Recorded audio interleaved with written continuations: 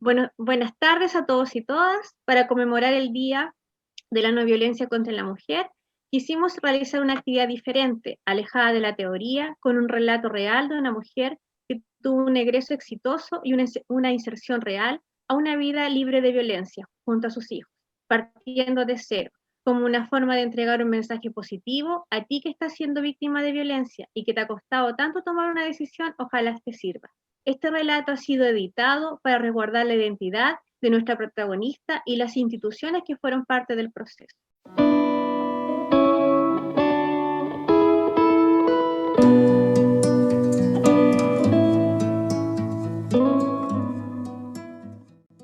Buenas tardes, soy madre de 2 hijos, soy divorciada y les vengo a dar mi testimonio para que les sirva a muchas mujeres.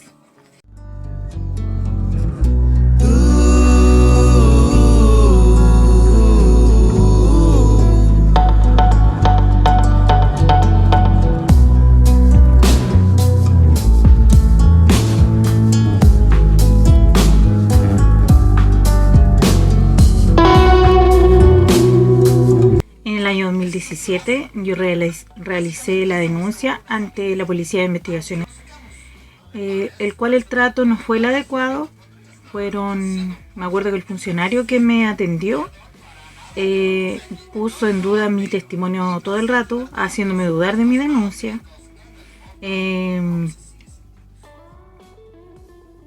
Y bueno, eso es muy difícil porque la primera persona que coge la denuncia de violencia intrafamiliar o de violencia contra la mujer tiene que ser una persona empática, tiene que ser persona capacitada en el tema, porque yo me sentí muy vulnerada en mis derechos cuando fui a poner esta denuncia, porque el funcionario de la PDI me hizo todo el rato preguntas, haciéndome dudar de mi testimonio. Por lo tanto fue muy difícil poner la denuncia, pero yo de todas maneras puse la denuncia. Me contactó Fiscalía, me contactó el Centro de la Mujer, me ofrecieron la opción de venirnos en un tiempo de 2 o 3 días a la ciudad, y tomé la decisión de venirme con mis hijos. En ese entonces estaba embarazada de mi pequeña, tenía 5 meses de embarazo, mi hijo tenía 8 años. Mi hijo estudiaba en su escuela, teníamos una vida, yo estudiaba en el instituto, estudiaba enfermería. Por lo tanto era muy difícil para mí tomar una decisión tan drástica como cambiarme de ciudad y venirme con mis hijos acá. Pero para romper el círculo de la violencia fue necesario tomar esa decisión en ese momento. Y bueno, mi familia se enteró cuando yo llegué. Ahí se enteró mi familia, fue muy duro para ellos. Yo tengo una familia muy bonita, muy unida, y ellos sufrieron tanto o más que yo, porque ellos sentían impotencia de lo que estaba pasando y fue muy doloroso para ellos, sobre todo alejarse de mi hijo, que tenía todas sus redes, todo. Bueno, al llegar a la casa de acogida con mi hijo, la primera acogida fue muy buena. Tuve la suerte de llegar a una casa de acogida que funciona muy bien. El equipo es muy competente, es muy cálido. Las profesionales son muy entregadas. La primera acogida es pero muy importante. Me recibió la psicóloga encargada en ese tiempo, la señora Florencia, una de las educadoras que estaba de turno ese día. Y fue muy cálida la bienvenida. Mi hijo vio que habían otros niños, por lo tanto se dio cuenta que no era algo como una cárcel o algo malo. Habían más niños, habían más familias, por lo tanto la primera llegada es muy importante. Es muy importante porque uno así se imagina que va a ser. Fue toda una experiencia para nosotros porque empezamos a conocer la zona, empezamos a conocer más que nada el pueblo. Estábamos muy lejos de nuestra familia, pero también estábamos a salvo, por lo cual decidí, erradicarme definitivamente acá. Una vez que fui dada de alta del dispositivo de CDA, yo me vine directamente a mi casa con mis hijos. Y la verdad es que acá ellos, al estar lejos de su papá, bueno, como no lo veían mucho, porque nosotros no vivíamos juntos, No fue tan difícil para mí estar, que ellos, que más que nada mi hijo mayor, porque mi hija nunca estaba en contacto con él. Eso lo tenemos todo visado con los abogados y todo. Actualmente me siento tranquila, resguardada en mi hogar con mis hijos. Estamos fuera de los alcances de la persona que ejercía violencia en contra de nosotros. Este cambio de ciudad, este cambio de vida nos hizo muy bien a nosotros porque el dormir tranquila es algo que se valora mucho. Porque yo estuve mucho tiempo, pasé esos procesos dentro de la casa de acogida, llegaba la noche, sentía miedo, no podía conciliar el sueño. Fue un proceso muy duro, muy duro, muy doloroso. Tuve ayuda del equipo, ayuda psicológica, acompañamiento siempre. Gracias a eso yo logré superar, ¿cierto?, el miedo a dormir en la noche. Ahora en mi casa duermo tranquila con mis hijos. Tenemos una vida muy linda acá, fuera del círculo de la violencia, ¿cierto? Nosotros no hemos tenido más contacto con nuestro agresor, más que legalmente. El tema de entre abogados se entienden. Yo personalmente con él no trato ningún tema correspondiente a los niños. También actualmente todavía soy usuaria del Centro de la Mujer. Bueno, me sentí mucho tiempo insegura. Mucho tiempo me sentí insegura, pero ese proceso lo pasé con el equipo de la casa de acogida, como dije anteriormente, viendo psicólogo, viendo psiquiatra, tratando de entender, cierto, que yo no estaba loca. Es un proceso, y es un proceso normal. No es porque uno vaya a tomar un fármaco, uno vaya a estar loca y le van a poner la camisa de fuerza. No es así. Es hacerse cargo de una situación que vino a raíz de. Por lo tanto, yo también luché con mis propios prejuicios en cuanto a los fármacos, en cuanto a los tratamientos psicológicos, en cuanto a ver psicólogo, psiquiatra. Eso es parte del proceso. Me costó mucho aceptarlo, pero fue muy bueno para mí. Y que muchas mujeres sepan de que sí se puede salir del círculo de la violencia. Y que no es ningún delito, al contrario, criar a los hijos sola. Yo hoy en día tengo distintos tipos de herramientas. Vendo joyas por catálogo, vendo productos por catálogo, hago telares decorativos, ¿cierto? Hago distintas cosas. Porque mientras yo tenga mis manos buenas, no le va a faltar nada a mi hijo. Por lo tanto, sí se puede salir adelante, sí se puede salir del círculo de la violencia, empezar de cero en otra parte, sí se puede. A todas esas mujeres que están sufriendo violencia, hagan la denuncia, acérquense, infórmense. Yo sé que no todos los centros de las mujeres son iguales, no funcionan todos iguales, no todas las casas de acogida son iguales. Yo tuve la suerte de llegar a una que sí hace la pega, que sí me contuvieron, que sí tienen buen equipo, un excelente equipo. Pero busquen ayuda y salgan del círculo de la violencia, porque sus hijos están aprendiendo el camino erróneo, sus hijas están viendo. Yo no quise que mi hijo aprendiera eso, menos mi hija, y lo saqué del círculo de la violencia. Y hoy en día puedo decir que somos una familia feliz y sin violencia.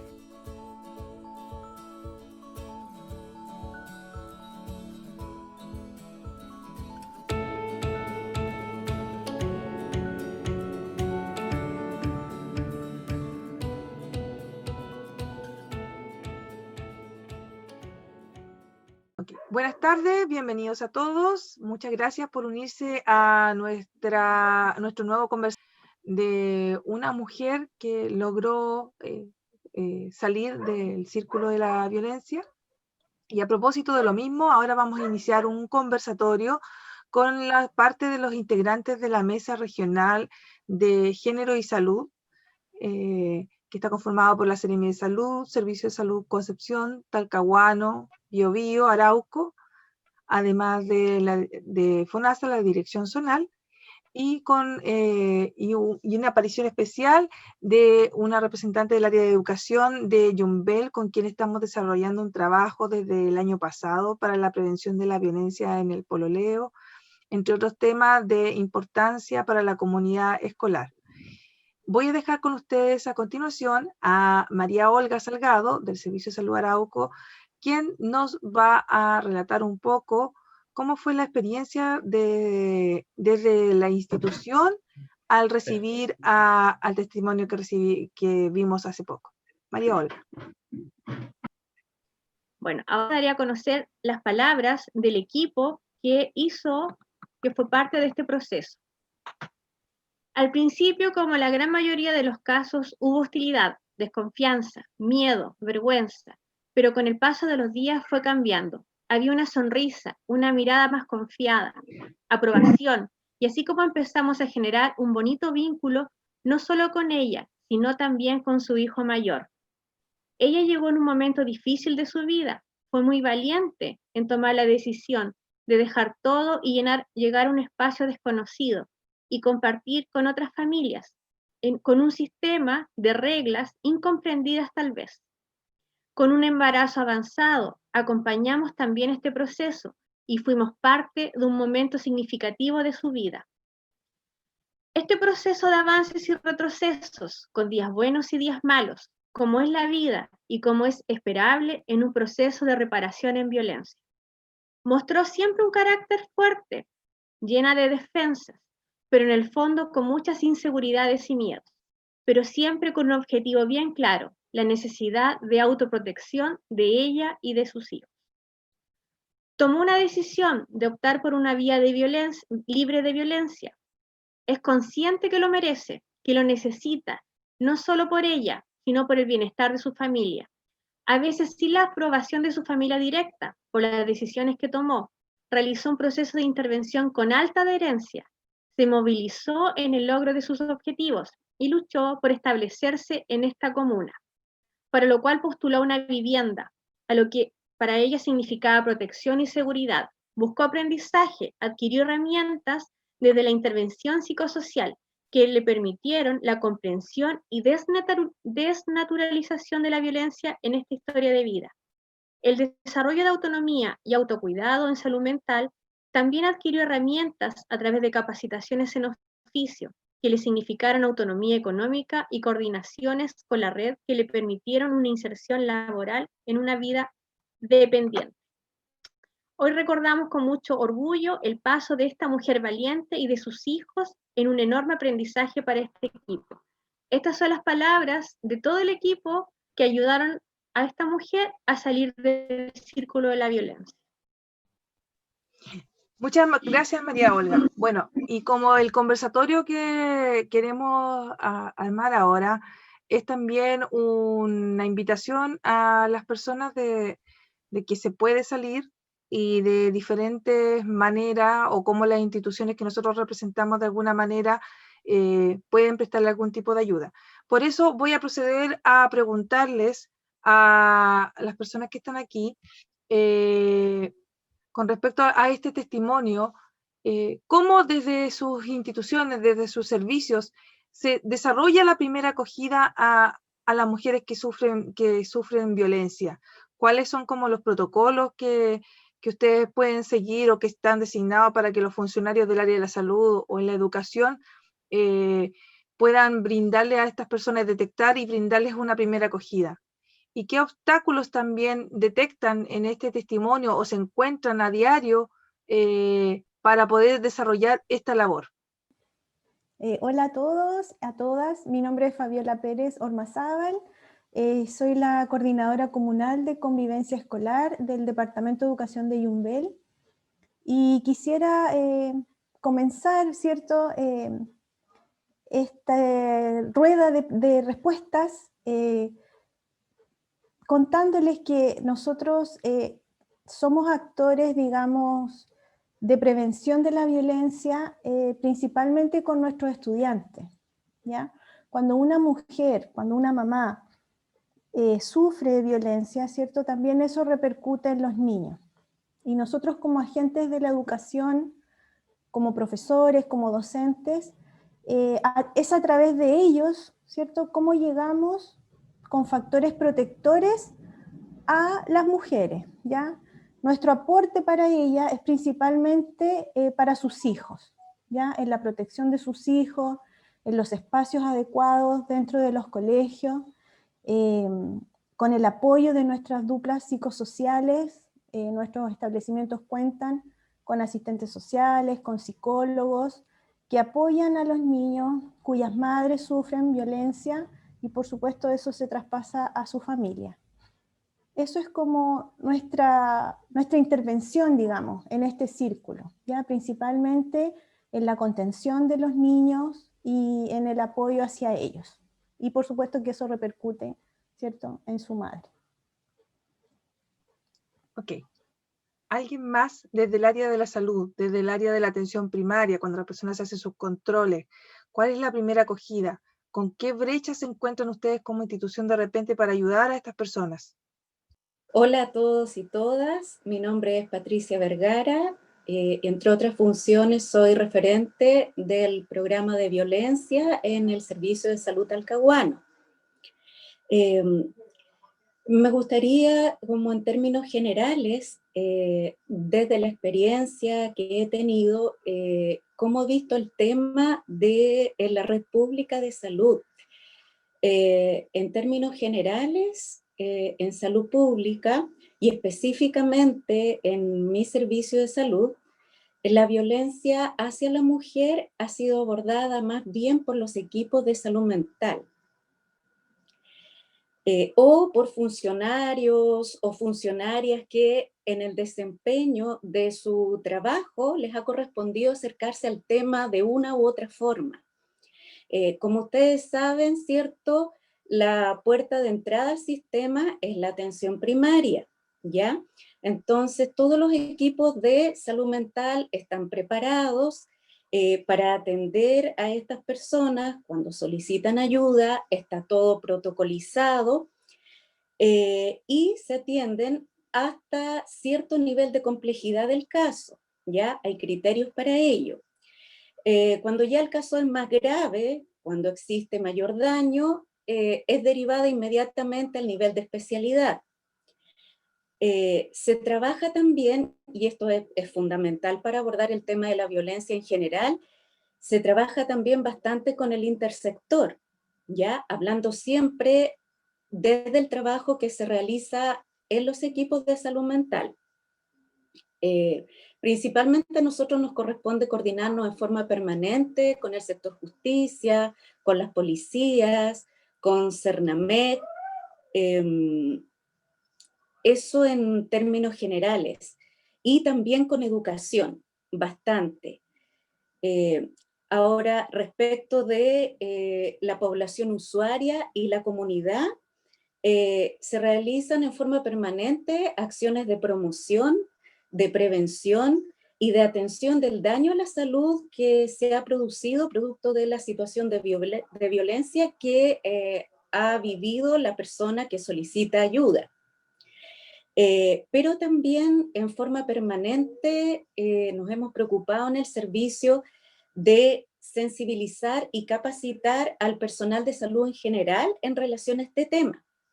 Sin embargo, siguen existiendo barreras al momento de acoger a estas personas cuando la puerta de entrada no es el equipo de salud mental. Una de las causas a que nosotros atribuimos es que lamentablemente en salud existe una alta retención de recursos humanos. Entonces, destinamos harto esfuerzo en capacitar, ¿cierto?, a personal de salud en general, pero cuando ya cierta cantidad de personas clave están capacitadas, de pronto se van y vuelven a ese cargo otras personas que no necesariamente están sensibilizadas con el tema, que no tienen capacitación al respecto, y hay que partir de cero.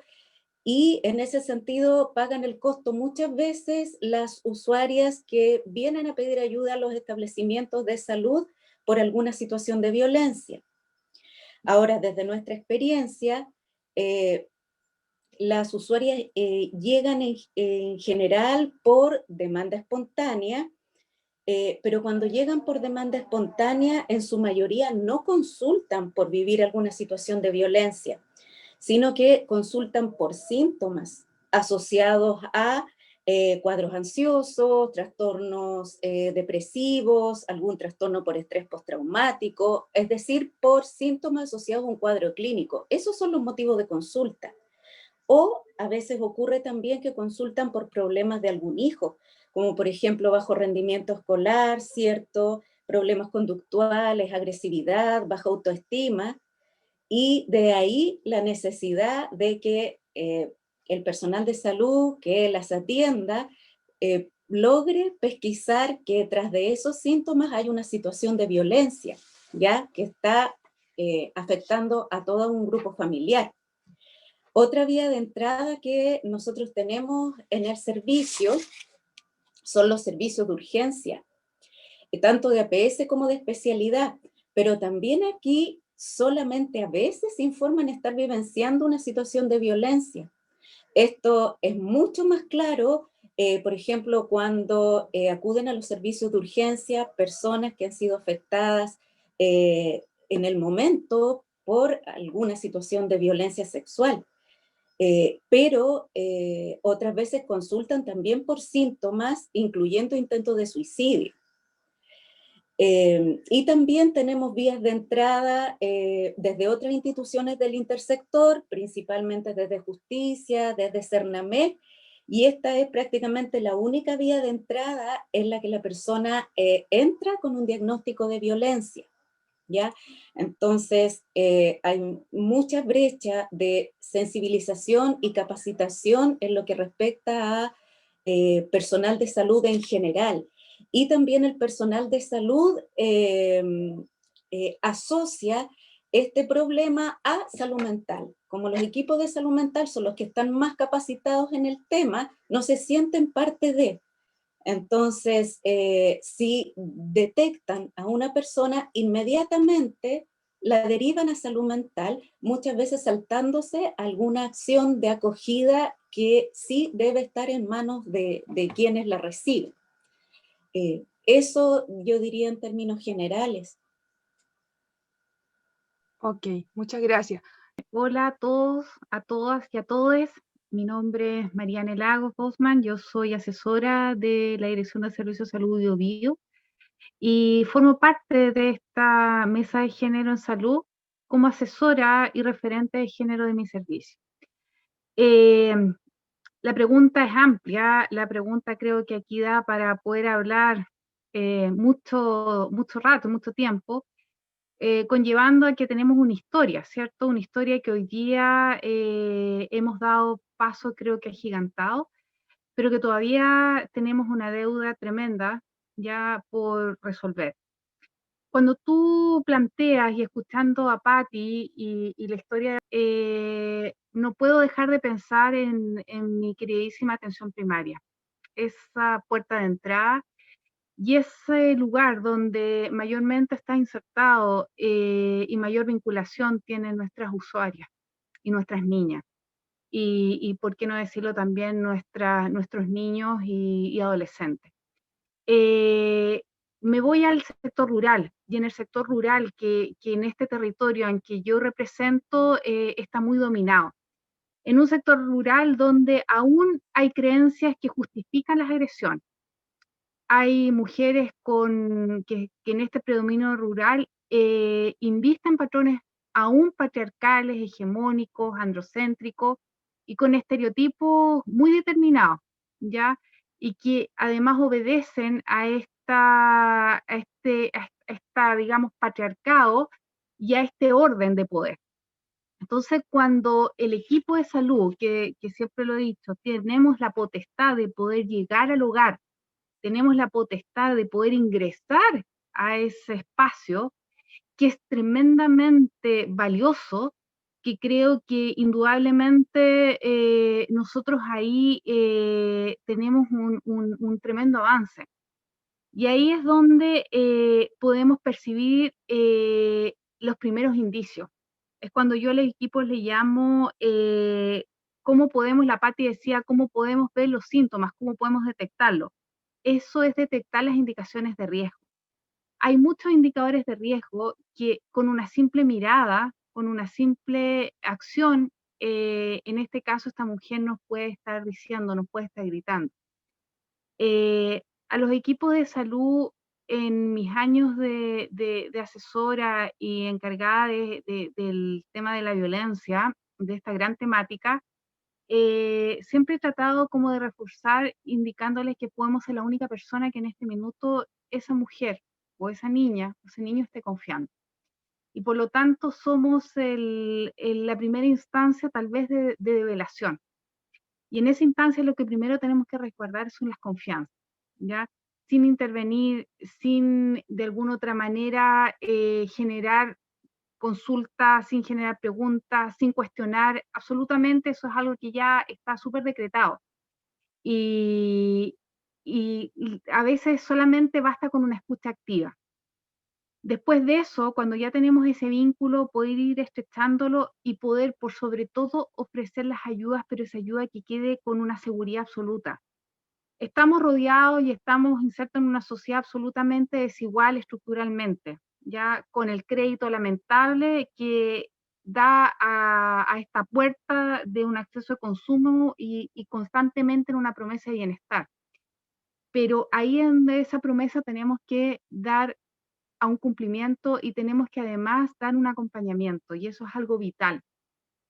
Por eso yo hoy día, y con el aprendiz también de los años, trato de sacar esto o dejarlo solamente instalado con esta dupla psicosocial que nosotros tendemos a llamar en salud, y que claramente está conformada con psicólogos y con asistentes sociales. Hoy día es un equipo, con todo el equipo de salud.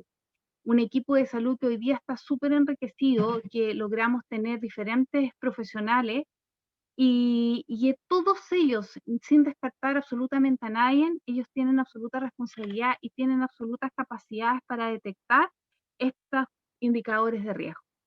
Por lo tanto, debemos, yo digo siempre como la intervención psicoeducativa. En la intervención psicoeducativa estamos todos y todas. Brechas tenemos bastante. Tenemos además equipos que yo creo que hoy día han ido derribando el miedo a denunciar, porque también nosotros tenemos una responsabilidad detrás como agentes del Estado. Pero hoy día un equipo que sí esto pudiera decirse mediático, como lo queramos llamar, pero hoy día creo que hemos logrado ir sensibilizando y hemos también entendido que somos las voces, ¿cierto?, de esas mujeres, esos niños y esas niñas, y probablemente seamos las únicas personas que podemos ser el puente para que esto tenga como dice la María Olga, tuvo un final feliz. Quise partir un poco por esas debilidades que a mí aún me toca ver aquí, ¿ya? Fortaleza, sí, un equipo hoy día mucho más sensibilizado, pero igual con bastantes barreras.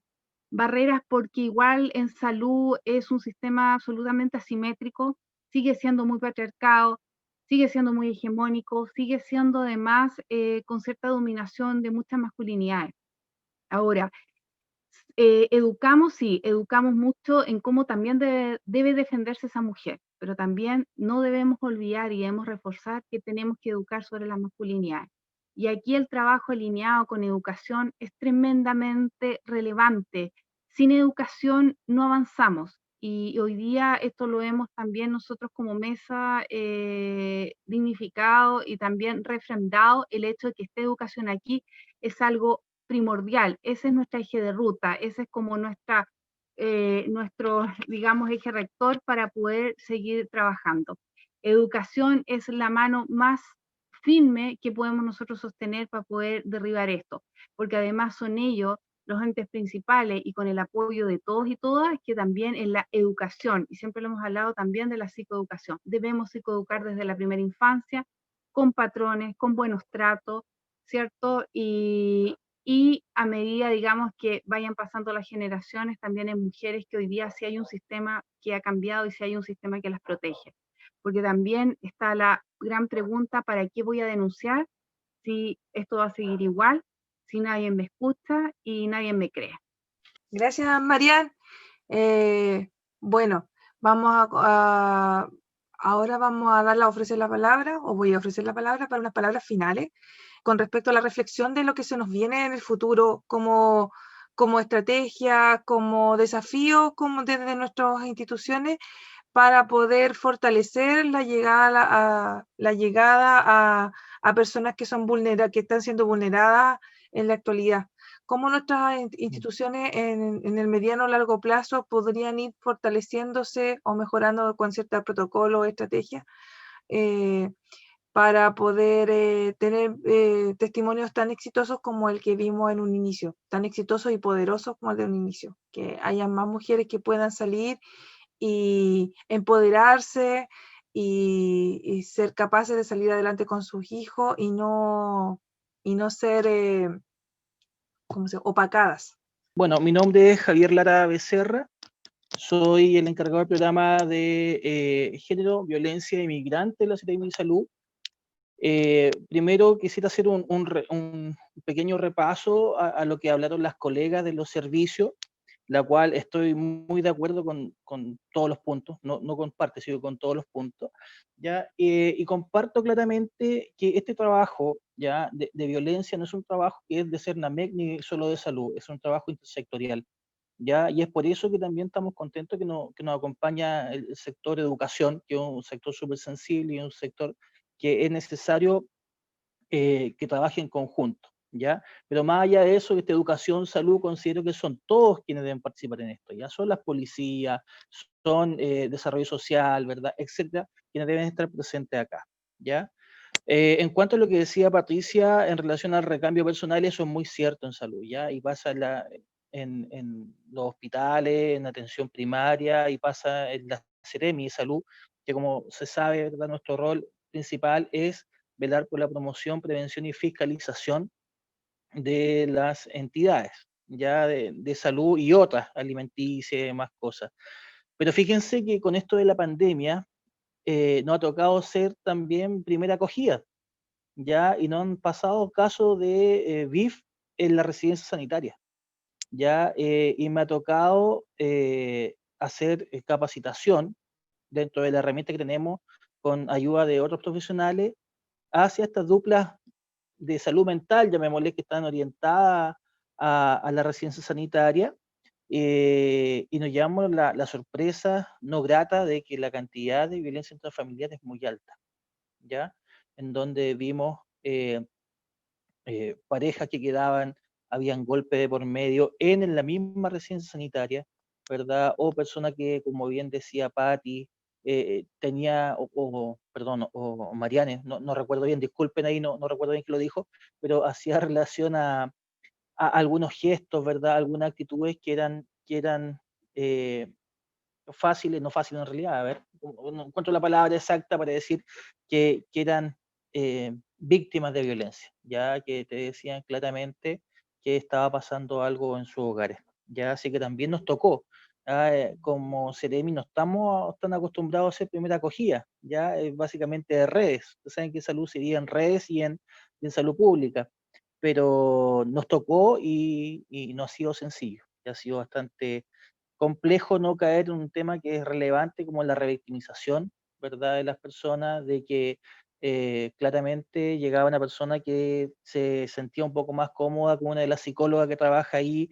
le contaba su realidad y esa persona psicóloga me contaba a mí, me decía cómo actuaba yo y en realidad le decía, ¿sabes qué? Sigue tú con el tema porque tú ya sabes, o sea, voy a ir yo a preguntarle, me va a contar nuevamente su historia, estoy revictimizando cada vez que estamos derivando, estamos revictimizando. Entonces, sí, haz tú el seguimiento completo, ¿verdad? Y ve los canales, y yo voy orientando en realidad a la psicóloga para que ella pudiera hacer un buen trabajo como más personalizado, ¿ya? Eso fue un recuento breve respecto a lo que quería decir anteriormente. Ya, respecto a lo que se viene desde nuestro punto de vista y desde mi punto de vista muy personal, como encargado del tema de migrantes y género, es esta temática como tal, ¿ya? El trabajar género bajo esta mirada intercultural, ¿ya? Es una temática que viene creciente hace mucho tiempo, ¿ya? Sin más, en las últimas 4 décadas las cifras se han duplicado 4 o 5 veces, ya la cantidad de migrantes que hay en nuestro país, ¿ya? Entonces sabemos que las y los migrantes, ¿verdad?, especialmente si son irregulares, pueden experimentar estigma y discriminación en cada etapa del ciclo migratorio. Y es posible que antes de su partida se enfrenten a procedimientos, consejos de género o agentes corruptos, ya, porque recordemos que si nos vamos al tema de violencia, tenemos la trata de personas, tenemos un montón de otras cosas que pueden provocar la violencia como tal, este círculo de violencia, ya, y muchas veces arrancan de sus países de origen debido a que presentan un BIF o arrancan como por temas políticos, etcétera, ¿ya? Entonces, aquí donde la discriminación de género, la pobreza y la violencia podrían constituirse en motivaciones para que la mujer migre, ¿verdad? Y que logren llegar a un lugar determinado, ¿ya? Y es probable que durante el tránsito y en su lugar de destino ellas estén expuestas a abuso, ¿verdad? Tanto físico como verbal o sexuales, o un acompañamiento que no sea el adecuado. Cuando hablo de acompañamiento hablo de la pareja, ya en donde hayan violencia psicológica, sexual o física como tal, ¿ya? Pero ¿qué es lo que pasa cuando migra una persona? Pongamos un ejemplo, Venezuela, que sabemos que es la mayor cantidad de migrantes que tenemos en nuestro país de momento y en nuestra región. Cuando viaja una persona pensemos una mujer que viaja desde Venezuela y deja a su familia allá y viaja por trabajo, está dejando una familia. Hay un tema psicológico importante y aquí los colegas que son del área de salud mental, como Patricia, ¿verdad? Y como María Olga, sabrán que es complejo, ¿ya? El tener que llegar, y muchas veces estas personas venezolanas con títulos o profesionales muy altos, muy calificados, de doctores, de, no sé, magíster, y llegan a una realidad que ellos esperaban, entre comillas, llegar a Chile y se encuentran con otra cosa, ¿ya?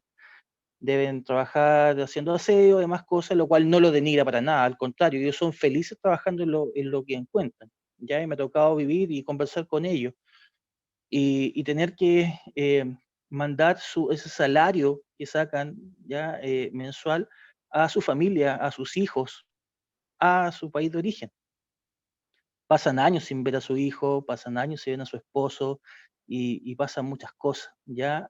Se estigmatiza muchas veces al migrante, sobre todo si es un migrante de color, se estigmatiza mucho, ¿ya?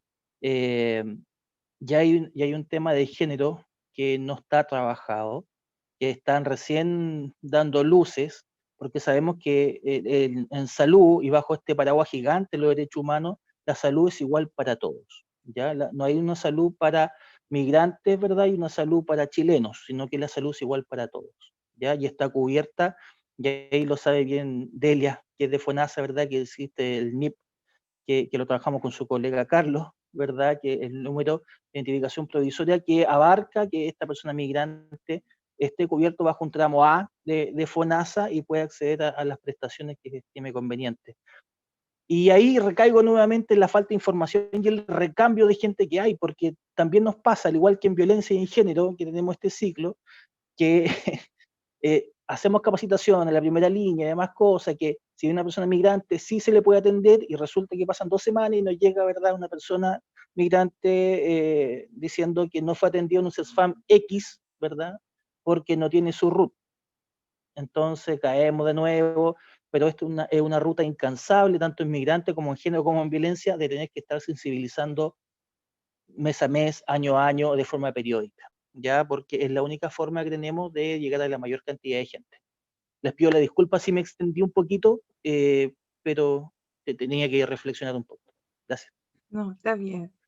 Fabiola, ¿tú Sí. querías acotar algo con respecto al tema de educación?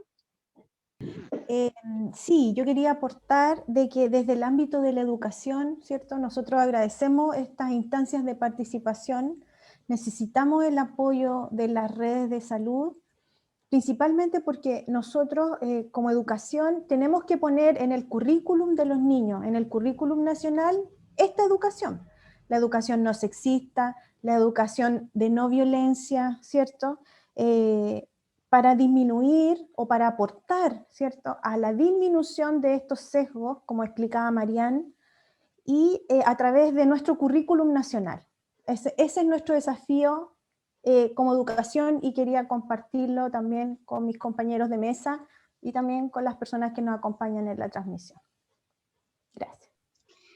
Gracias, Fabiola. ¿Alguien más quiere agregar algo como los desafíos que se nos vienen para nuestras instituciones? Claramente este es un trabajo mancomunado, es un trabajo de todos y todas los servicios públicos, de todo lo gubernamental, de toda la sociedad civil.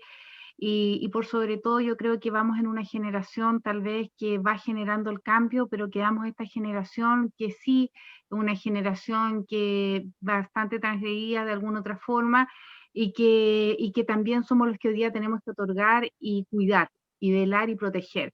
Y en esto sí ha sido difícil, pero no incansable y no hay que digamos, agotar, ¿cierto? No hay que desvanecerse un poco en el hecho de que tenemos que seguir psicoeducándonos entre nosotros mismos, entre nuestros pares, porque en la medida que esto siga avanzando, en la medida que sigamos insistiendo, cada vez este flagelo va a ir, ojalá, así espero, que vaya en algo de una disminución.